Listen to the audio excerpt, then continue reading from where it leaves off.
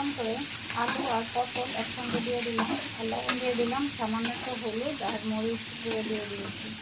আজকে একদম হালকা মশলায় তরকারিটা রান্না করবো আমি। আগে আলু পটলগুলো একটু ভেজে নেব।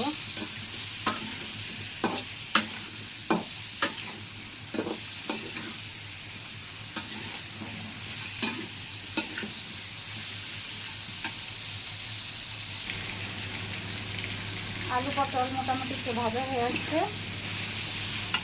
তারপর এখন পেঁয়াজটা দিয়ে দিলাম। পেঁয়াজটা দিয়ে কিছুক্ষণ ভেজে নেব।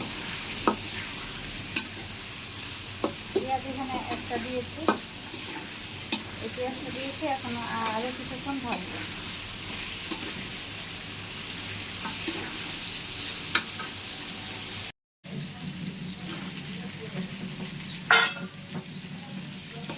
এখন টমেটো দিয়ে দিলাম, টমেটোটা দিয়ে কিছুক্ষণ ভেজে নেব।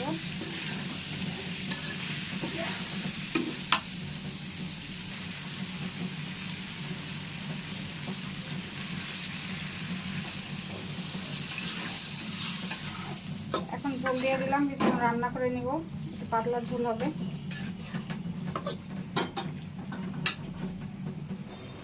সবজিগুলো অনেকটাই সিদ্ধ হয়ে আসছে।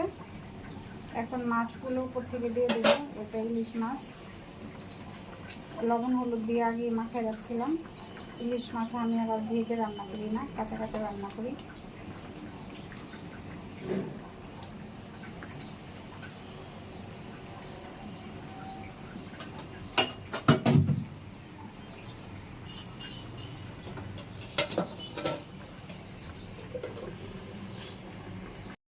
এখন আস্তে আস্তে কতগুলো কাঁচামরিচ দিয়ে দিলাম, যাতে ঝাল না ছড়ায় আর কি।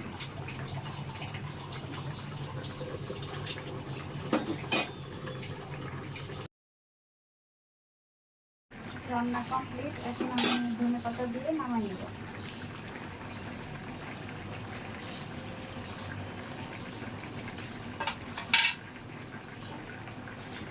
ইলিশ মাছ রান্না করতে একদম কম সময় লাগে, খুবই কম সময় লাগে।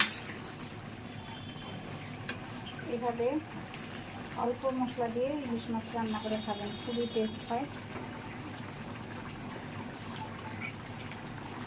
আর রান্নাটা আজকে কেমন হয়েছে কমেন্ট করে জানাবেন।